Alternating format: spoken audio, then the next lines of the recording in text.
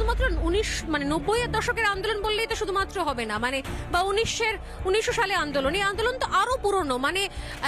এর আগে যখন বাবরের সেনাপতি মীর বাঁকি যখন থেকে কোথাও এইখানে এই মন্দির ধ্বংস করেছিল বা একাধিক সেখানে পুরনো যে ঐতিহাসিক চিহ্ন সেগুলো নষ্ট করেছিল, সেই সময় থেকে আন্দোলনের সূত্রপাত বোধ। তখন রানী আন্দোলন করেছিলেন, তারপর একাধিক সময় যুগে যুগে সেই আন্দোলন হতে থেকেছে।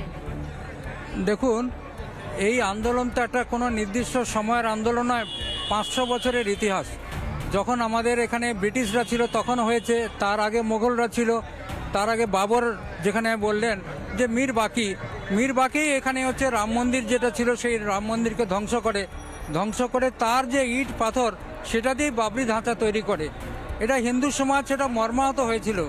দেশ স্বাধীন হওয়ার এত বছর পরেও, 75 বছর পরেও যখন হয়নি, আর সেই রকম চিন্তা ভাবনা করে আর সবসময় আন্দোলন হয়েছে, নিরন্তর আন্দোলন হয়েছে, শুধু 90 নয়, 92 নয়, বিভিন্ন সময় আন্দোলন হয়েছে, জনজাগরণমুখী আন্দোলন হয়েছে।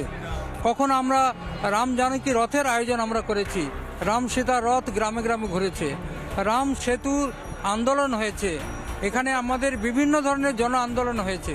সেই জন আন্দোলনে আমরা দেখতে পাবো, আর বিভিন্নভাবে আমাদের বাংলাতে আমরা এই ধরনের বিভিন্ন আন্দোলনও করেছিলাম, রাম পাদুকারও আন্দোলন হয়েছে।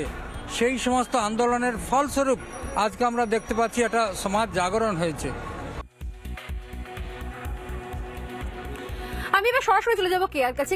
কেন মনে হচ্ছে, আমি আবারও সে একই প্রশ্ন করছি, যে এত বড় আন্দোলন, জনমুখী আন্দোলন, রক্তক্ষয়ী সংগ্রাম, এত দিনের, এত বছরের, 500 বছরের, মীর বাঁকি আজকের নয়, বাবরের সেনাপতি ছিলেন।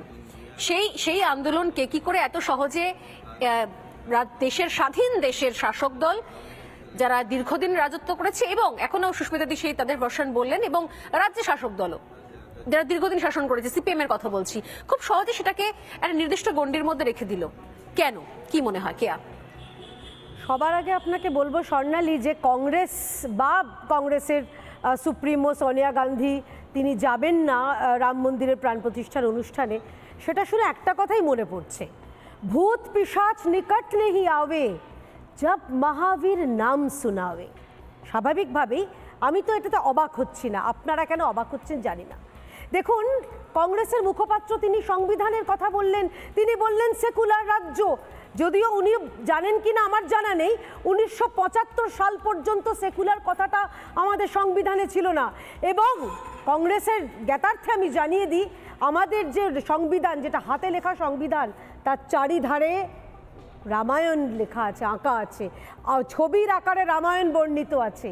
কোথা থেকে আপনি রামায়ণ বা রামকে অস্বীকার করবেন স্বর্ণালী? ভগবান শ্রী রামচন্দ্র তিনি ভারতবর্ষের আত্মা, তিনি বহু কোটি কোটি কোটি মানুষের তিনি বিশ্বাস, তিনি ভরসা। এবং যেটা অনেকেই অনেক কথা বলছেন, আমি খালি একটা কথাই বলতে চাই, মেলাবেন তো তিনিই মেলাবেন, স্বাভাবিক, কারণ যোগী মুনি ঋষি নর চরাচর যে নাম জপে অবিরাম, তার নামকে রঘুপতি শ্রীরাম। এটা আমি বলছি না, এটা কাজী নজরুল ইসলাম বলছেন, এটা বিজেপি বলছে না, এটা কাজী নজরুল ইসলাম বলেছেন।